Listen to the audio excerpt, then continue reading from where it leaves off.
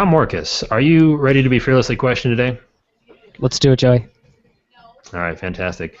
Well, before we get started, before we really kind of get into this thing and maybe not like each other after we're done, why don't you go ahead and take it away first? I want to hear your story as it relates to your kind of experience fearlessly questioning generosity and all that you've kind of done with it.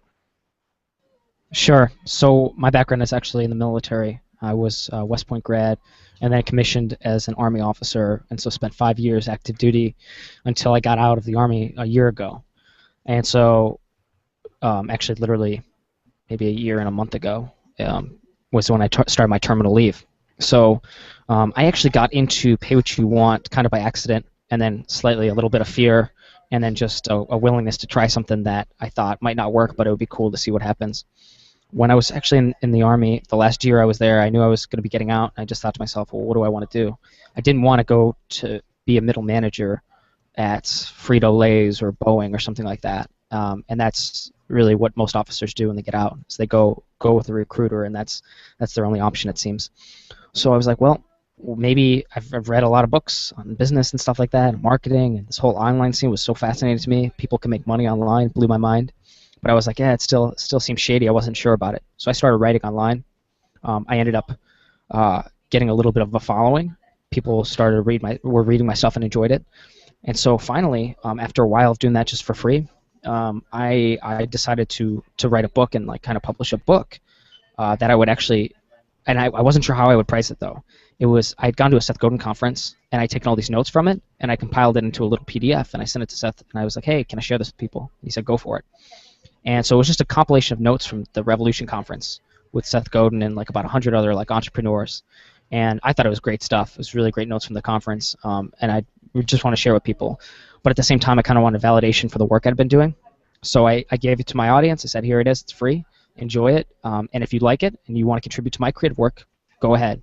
I essentially labeled to Pay What You Want. I said the book's free, but if you want to contribute to my work, you can. What ended up happening is that first month I made $500, which doesn't seem like much money until you realize that it's out of, when you think about it, it's almost like digital alchemy. It's like I made something from nothing, and it's like, wow, it's kind of crazy. And it was all digital.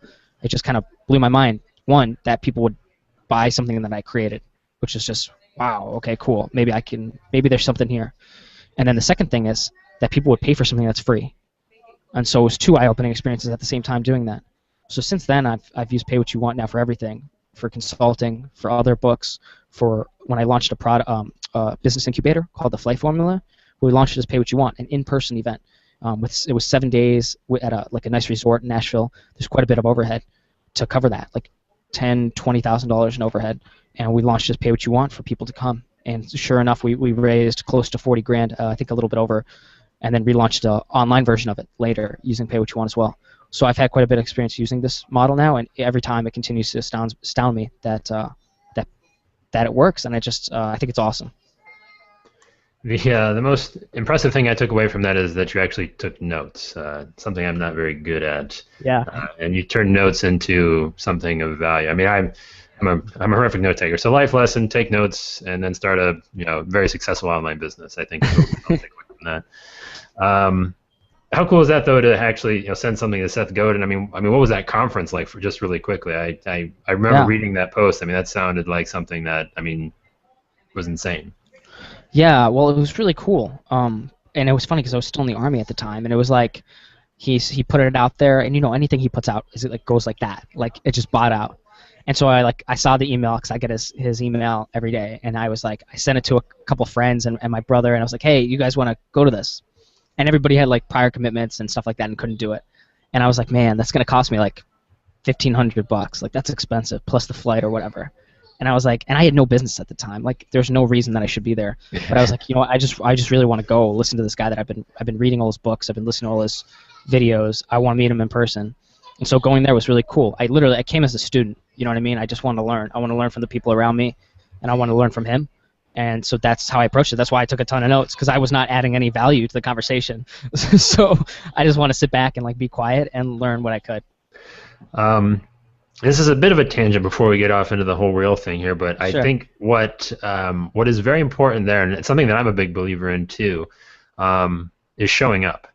the importance of showing up somewhere, whether you have something or not, um, makes it that much easier. And I think, again, is probably a big reason behind why it was so successful.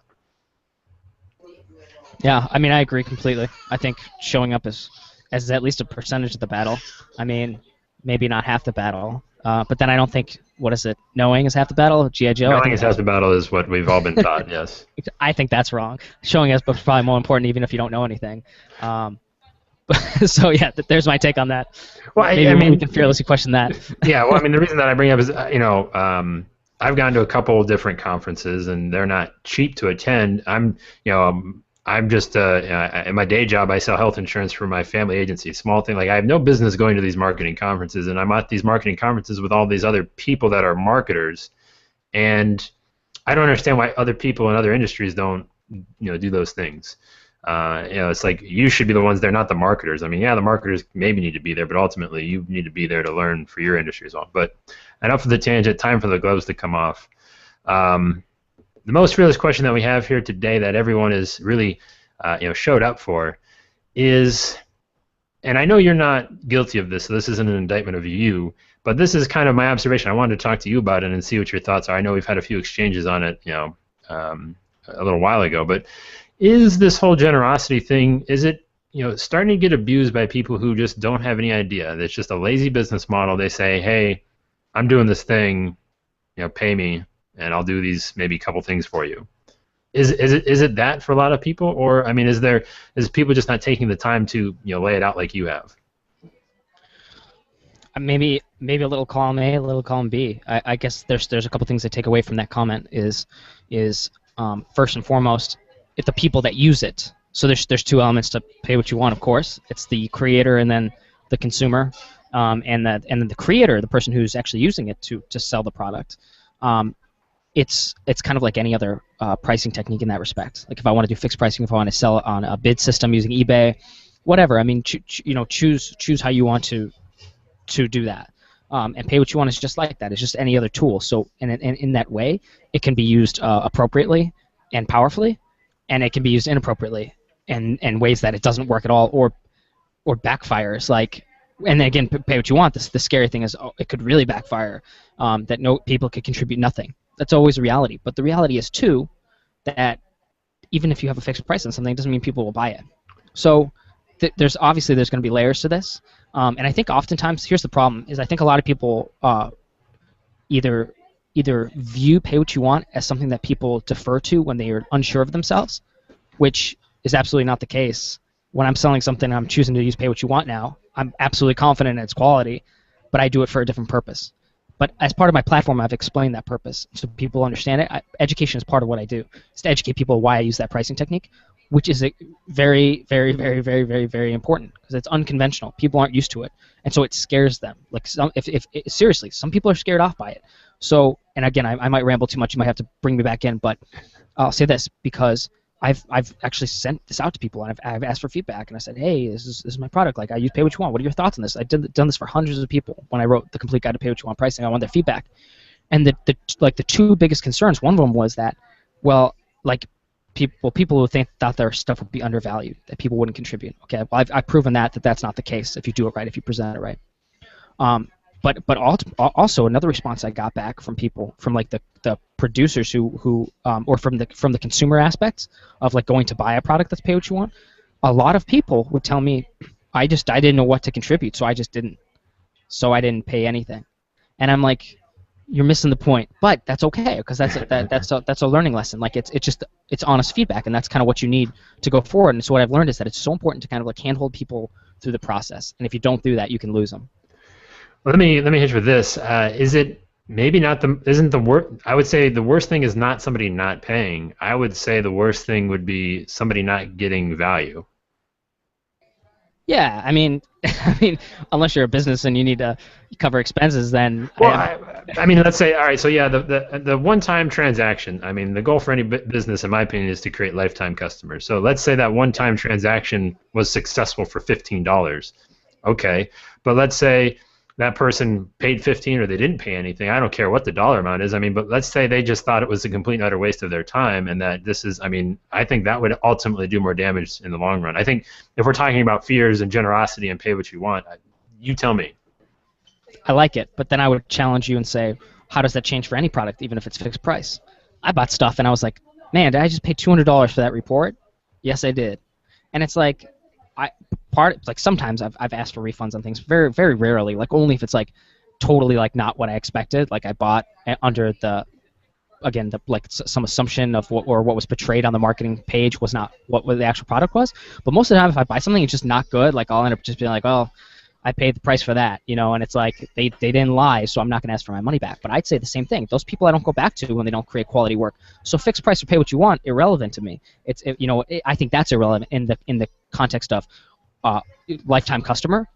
I think that how you actually price it is irrelevant. It's just the fact that if you create quality work, people are going to stick around. And if you don't, eventually they're going to fall off. Well, right. I think one of the biggest things that I see, and with the internet, there's this kind of free expectation across the board for most things, and it's, I guess, recalibrating those expectations. And I've said it in a couple things leading up to this talk here. Is I think if we have one job as business people or whatever we're doing online or offline, is to tell people what is for free and what's for sale. Now that doesn't necessarily need to mean that there's a price attached to it, but listen, this is something that could be worth your money if you wanted to contribute. Blog posts, they're free. I don't want you to pay for my blog post, but this thing you could pay for if you wanted to. What are your thoughts on that? I think it helps. I think it's just the kind of the case of what I said about kind of hand-holding people through it. I think alternatively, you might write a blog, and you might make the blog donation-based, like Brainpickings does, brainpickings.org. Or maybe you do the same thing like Amanda Palmer does on her website, where you can contribute to the blog just for her writing. And I don't have the hard statistics from either case, but I do know that they're able to fund themselves. So that question of does that strategy actually work like as a revenue source, that's a different topic that I'd have to like get into, and we have to talk specifically. But the point I'm trying to make is there are alternative ways to deliver content and to offer content, and of course to sell things, and pay what you want pricing is just one of those avenues. And I think at the end of the day, it's just a matter of clarity.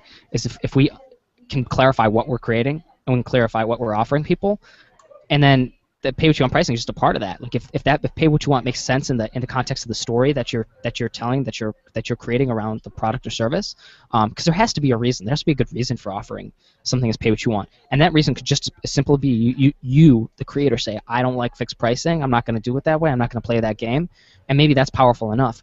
But it also helps to say, okay, this is pay what you want. There's like some kind of like altruistic reason, or some kind of generosity-based reason, or some kind of karmic reason, right?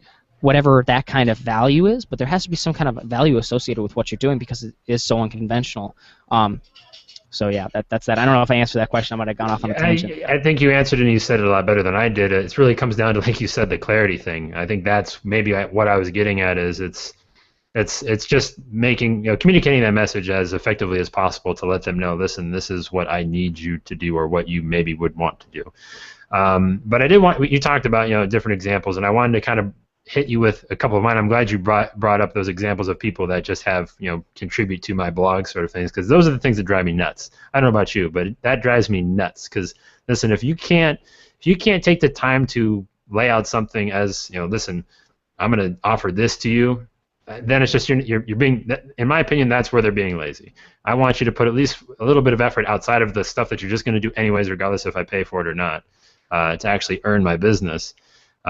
Because your blog is not that great. It might be, but I would assume that it's not as great as everybody else's. Somebody else's is going to do it as great. So give me something great, and I will gladly pay for it. My example would be a site like that we talked about very briefly, Patreon. And this is more or less based on the insurance agent in me loves the idea of monthly reoccurring revenue from people. That's a fantastic business model. But when I see people say, "Oh, here, give me $2 a month for me to do my stuff," okay, you're basically turning your audience into sponsors, and again, kind of drives me nuts. What are your thoughts, Tom? Help me out, because I'm kind of venting here. I like it. I like that I hear this, because it's I don't have necessarily the same problem with it, so it's fascinating to hear it. from you, and then I'm sure there's other people that feel the same way. Like actually, I would now that you say it out loud, wouldn't be surprised, but maybe the majority of people feel the same way you do. Is they say if this guy's gonna do this for free anyway, why would I contribute? I alternatively kind of look at it. I say, what do I like, and then why are they doing it the way they're doing it, and then and if it makes sense, then I'll support it. It's kind of like Wikipedia. We all know it's free, but how many people actually contribute to that? You don't have to, of course not. It's all donation based. But maybe it would be helpful to contribute like 10 or 20 bucks to keep it going. I don't know. I mean, it's not. But that's kind of how I view things. Where it's like Wikipedia's not going to give me anything specific, like any digital product. I'm not going to get exclusive access. But that's kind of the point of the platform, right? And that's the whole message behind Wikipedia. So I can support that. And brainpickings.org, I think, is a great example. Like she runs. I think it's Maria Popova. I hope I just didn't butcher the name. I apologize if I did, but she runs just an excellent blog. It's really fascinating and entirely donation based. I'm the kind of person that I'll probably contribute something. That said, though, with Patreon, I see where you're getting at. I see that it's a fine line where you go from I really don't know what value I'm trying to create in the world, or I don't know what I'm going to create, so I'm just going to put a pay now sticker, and that's the problem. That when people use pay what you want and it fails, as in nobody shows up, nobody downloads, nobody buys, nobody contributes, because again that lack of purpose, and then a lack of value too.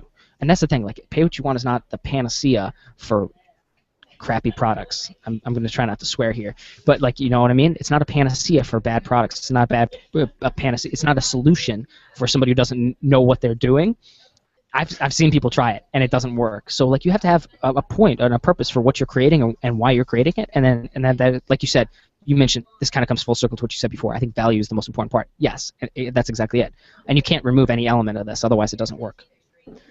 Yeah, and I mean the most successful example that I've seen on Patreon that is, in my opinion, a borderline abuse of it is, I don't know if you're familiar with Chris Pirillo, but he does Lock or Gnome. He's a big tech reviewer guy, but I mean, you know, he's accumulated a following, or a monthly revenue stream of, last time I checked it was like $6,000 a month, just from people that are in his audience contributing. And he's got different levels, but every time I go look at the levels, I'm like, I mean, really? I mean, like he'll say, I'll mention your name on a show. Okay, that's great. I don't care. It's just give me something that is worth my time and don't insult my, I guess my hard-earned money. Yeah, but here's what I would challenge you on this then for just a second, because I totally get what you're coming from, and to me I probably wouldn't see value in it, but it's also not my thing. Think about this for a second though. How many people go on those silly Farmville, and excuse me, I'm sorry, they're not silly. If you enjoy them, they're awesome. But like Farmville and things like that, and I'm sure I'm like 10 years behind now that I said Farmville. I'm sure there's a new thing. But I couldn't go on these. Candy Crush was something that happened not too long ago. I don't know. I have two kids. Yeah. It's not my life. Yeah. It's not mine. I wish I could actually just block those requests on Facebook, and I don't know how. But if you guys know, I tell you what, though, really quick, it really is the best. It's the best thing because it lets you know who you might not want to be friends with moving forward. That's really what they serve. I mean, if we've learned anything from game invites, it's from people that you might not want to associate with anymore. I just why are you setting this? Yeah, it's so funny. Yeah. But but people go on those and people play them. Okay, cool. I'm not going to judge that. I'm not. I don't judge any of it. I think that's great, and those are $1 million businesses, $1 billion businesses. And what's happening? People are paying for digital goods in those games. Like I think like in like Farmville, you pay for like a digital shirt for like your digital pet or something like that. I don't know. I assume it probably works that way. But it's these microtransactions that you've heard of. And in my opinion, I would never. But here's the thing: just because I would never doesn't mean other people wouldn't, and just because I see no value in it doesn't mean that other people don't see value in it. And so I think that's the point. I think it doesn't matter what I see. I don't think it doesn't matter what you think either. I think it matters what the person thinks, and if they see value in it, and that's the key. Like I think, just at the end of the day, like for everything, like it's like if we can take a step back and say, yeah, I might love the stuff that I create and like really believe in it and think there's tons of value, but at the end of the day, if nobody's contributing to my ebook, that's pay what you want, but everybody's buying digital shirts for their digital pet in Farmville, who's the winner and who's the loser? You know what I mean? Like then the people have spoken. My stuff just isn't good enough as the digital shirt. Okay. I completely agree with you, and I think what we've learned is that I'm a very ungenerous person. I think is really what it's all come down to. No, but I think you're right, and that comes back to, and we're a little overdue. We're going to get your fearless question out here in a second. We're running a little behind on that, but I think that comes back to you're worth what people will pay you for. Would you agree with that? I think individuals are worth a lot more than what people would pay them for. So, like from a philosophical standpoint of just humanity and life and stuff like that, like So we're I gonna think go the really deep. All right, let's go really deep. Okay, let's I'm go. going really deep. I'm So ready. as All right, far as human let's beings are let's concerned, go. absolutely your values, you can't put a price on that at any value, and nobody's ever going to give you the price that you're worth. But then as far as like what we create, yeah, it's dictated by the market. You know, at the end of the day, like I'd love to be a millionaire, but I'm not. So the question is like, is my work just not good enough for that? Is it not hidden? I don't know what the answer is, and it's like, it's just one of those things. Like the market dictates, not me. Well, I think what you said too is that whether we like it or not, it works, and whether we want to like it or not, it's still going to work. It's just up to us if we want to be a part of something that works that way that we might not necessarily like. I don't know, but Yeah.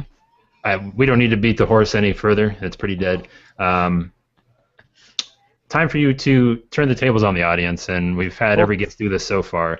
I want you to ask a fearless question of your own that might have been just poking in the back of your brain that you've maybe been a little afraid to ask because you weren't sure how you were going to get the response, if it sounded too self-centered or whatever. Feel free. Go ahead. Ask it now. Let's see what happens. We'll mix it up a little bit. It's so hard to ask a good question because at the end of the day, like we had talked about before, like what might be a good question to ask here, and it's like, at the end of the day, I'm going to end up creating what I create, and I'm going to do it for myself. And I'm going to try to slowly but surely find out what the market appreciates, and then create that. So I'm not going to ask people like what they think of my work. Although if anybody wants to shout out and say it's garbage, Tom. Tell me what you think of my work. I'll let you do that. If you guys think it's garbage, just throw that out there. But no. What I would ask the audience, what I'd be curious to know is coming from somebody like, again, from the audience who sees me talking about pay what you want. Do you and taking it all in your head? 'Cause I'm in the mix of it. You know what I mean? Like I'm in that. So like it's hard for me to step outside it and say like, is this valuable or not? My question then to the audience would be, is pay what you want worthwhile? Is the pricing technique itself a worthwhile pursuit, or is it valueless? Or should I just scrap it, throw it away, say fixed pricing is how we should do it? Or is there value to the pay what you want pricing technique? So feel free, anybody watching, and you want to give Tom a little feedback, help him out, let him sleep better tonight, you can do that by leaving a comment on the event page, obviously. And if you're listening to this in your car after the fact in the podcast version of it, feel free to come back to fearlesslyquestioning.com, leave a comment, or wherever you come across this. We'll be glad to get it back to Tom, and Tom will gladly email you nice remarks or not very nice remarks, depending upon your response. And I think, man, you hit on something really good, and my rambling made me completely lose it. There's no worries. But it was good. I promise. But moving on to, we'll let the audience kind of let that marinate a little bit for them and see what they come back with. Moving on from just pay what you want pricing, and saying, listen, I do this, and I would like you to pay me whatever you think I'm worth. Well, actually, I got it. Let's go back to this real quick because I just figured it out. And is it that pay what you want pricing, does pay what you want pricing truly attract your ideal client? We talk about finding the best fit, people that you want to do business with. Is that the truest test of somebody that you ultimately want as a client? Because the person that's going to take it for free or undervalue it, then it's just, hey, okay, well, great, I didn't waste my time letting you pay. And does fixed price, I guess the way that I put it was, does fixed pricing just serve the moderate to not so moderate client? That's a really good question. I don't know the answer. I guess what I would say is, one, everything I do, I take it as an experiment. This pricing technique is an experiment. I believe in it, of course. Like I'm not going to do it if I don't believe in it.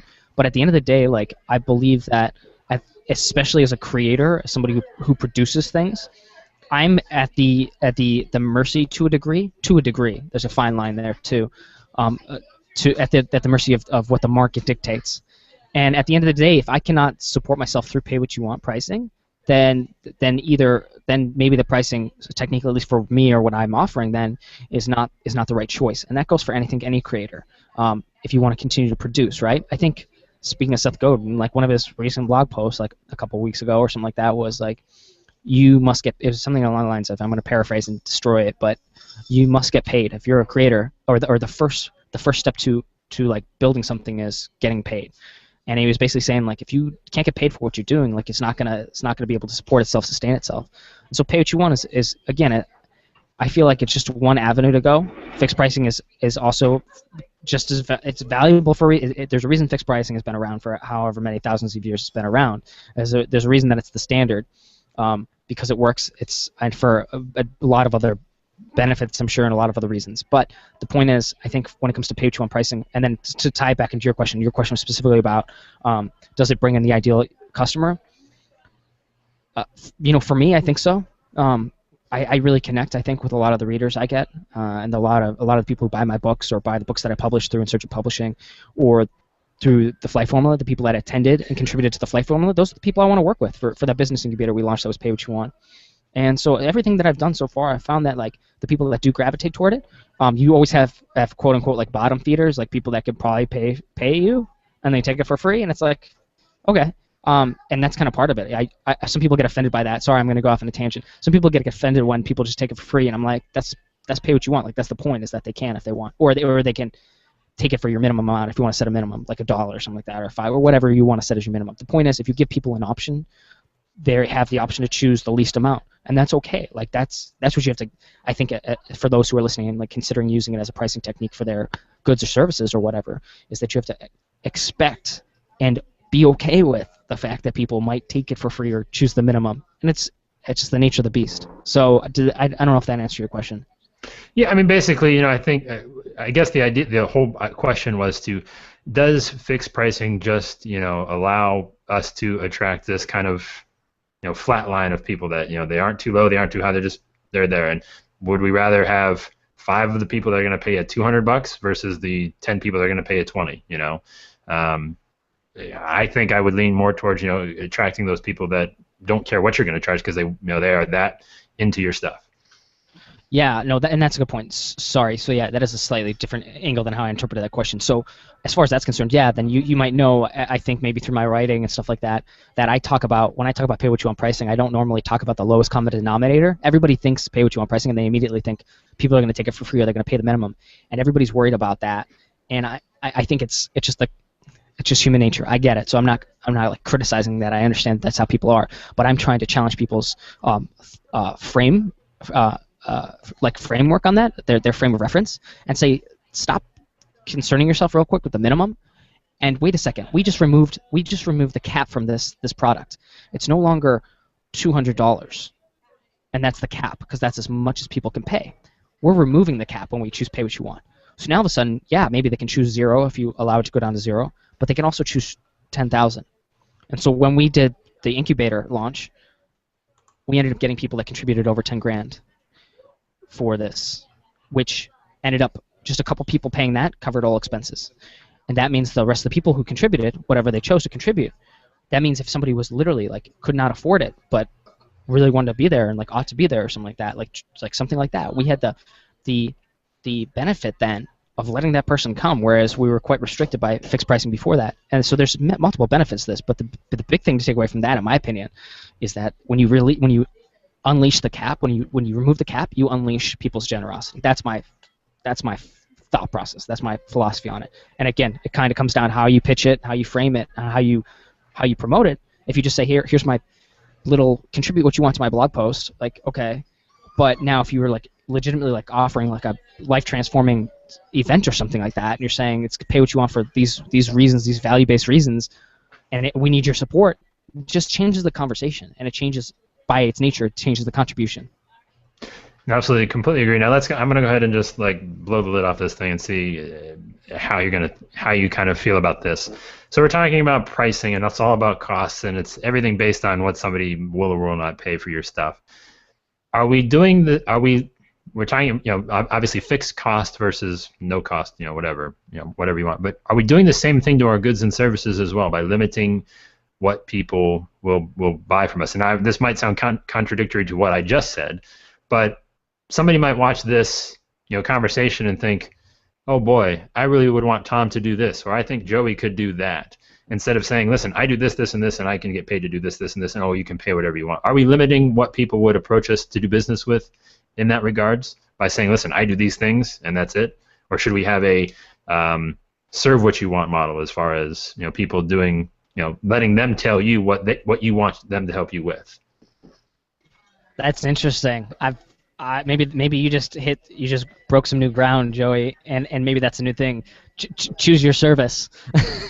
But here's the thing about that, you could potentially, but it'd be like, well, what can you deliver? It comes back to the value question. Like if somebody comes and says, Tom, I need you to sculpt a model of me, life size, riding a unicorn. I'm out of granite. I'm probably not the guy to come to. I would like to see you try. As much as I'd love to be able to do that, but maybe somebody else is.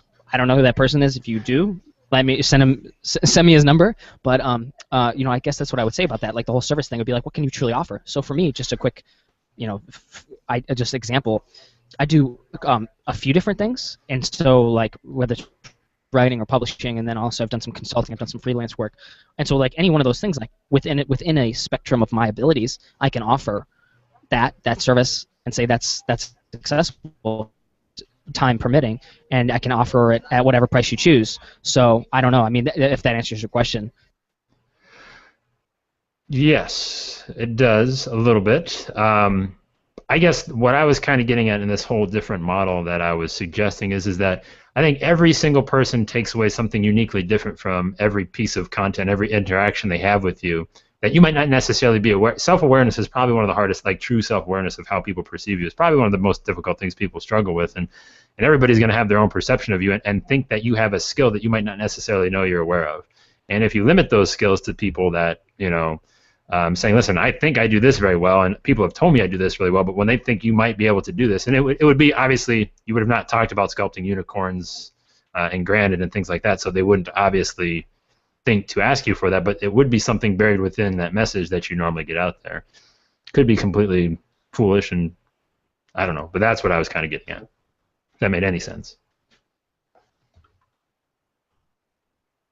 Yeah, no, it did. I don't know what. I think I completely agree in terms of like we ought to be open to what people's feedback is and what we're capable of doing and what we can contribute. So yes, absolutely, I completely agree with that. I think that's and again, to be kind of like cut off from that and say, no, I'm only going to do X, Y, and Z. Yeah, I think you limit yourself. You limit your potential. So yeah, I completely agree. All right, well, good. That's. I think we don't need to go any further. We got a couple questions here coming in. Couple comments. Donald Norris said he's with you on this, Tom. He's completely sold on it, and he thinks that people who can't afford I think this is very important when he says this, but people who can't afford it, it really allows them the opportunity to get that access if they truly can't afford it, or if they're going to pay you $1 or $2 or whatever. Again, paying it forward.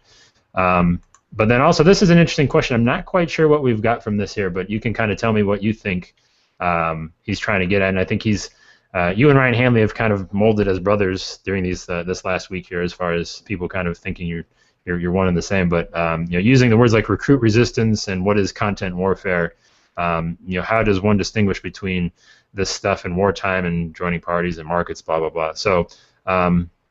I think what he's getting at there, and he can, and Charlie can tell me if he's wrong here, but I think he's getting at just the terminology of the serious nature of war versus business and things like that. What's your take on that? Being somebody who's lived it. Yeah. Yeah. So that was breaking up a little bit. Comment on Charlie, is that correct? Yeah. Why I use those terms?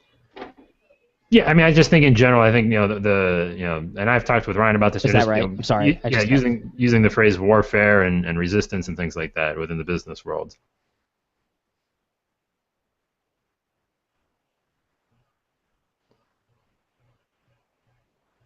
Yeah. So the reason I do is I think it's cool. Like I like calling my followers the resistance, and the idea, the concept of challenging like the status quo. And for me, the status quo is mediocrity, and assumptions and things like that. And that there's unconventional ways to do things. There's unconventional ways to price. There's unconventional ways to do business. And what I mean by unconventional is like, what is the conventional way, then, which is the standard way, the status quo way, and maybe there's these unconventional ways that are better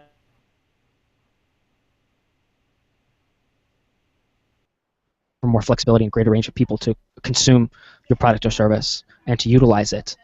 These are just ways I challenge that, and so that's why I like to call it the resistance. Plus, my military background, it's like it just works for me. So I don't know if that answers it. I hope I know it turned some people off, but that was kind of a choice I made. I knew I was going to turn some people. Again, you were talking about getting the right market. If it turns somebody off, it's just kind of like that's not my guy then, or not my girl. You know, it's not my market, and I just got to accept that it's going to turn some people off.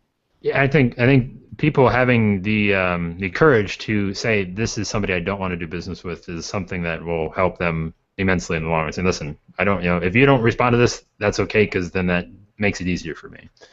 Well, that pretty much does it. Those are the fearless questions that I have for you, Tom. Hopefully you made it out okay. You're not sweating too much. We'll still be friends after this thing. I do appreciate you taking the time. Where do you want people to go? What can people do? What's the most important way to get in touch with Tom Morkes?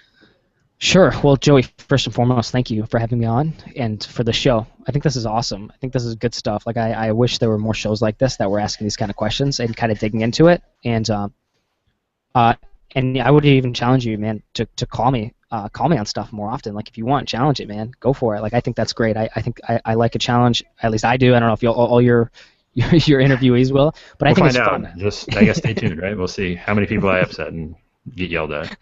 Yeah. So thank you for doing that, man. I appreciate it. I think the show's awesome. And then if people want to reach out to me, just tommorkes.com, TOMMORKES.com. That's the best place to reach me, and you'll see all this crazy stuff that I do.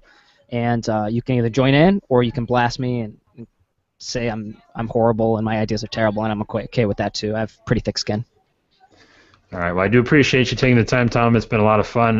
Before we get out of here, I do just want to let everybody know that this is wrapping up our launch week of 5 Hangouts in 5 days. First Hangout had to get postponed, but we had 4 great ones that happened so far. So we did kick this thing off in relatively high fashion. I think it was a good time. Everybody had fun.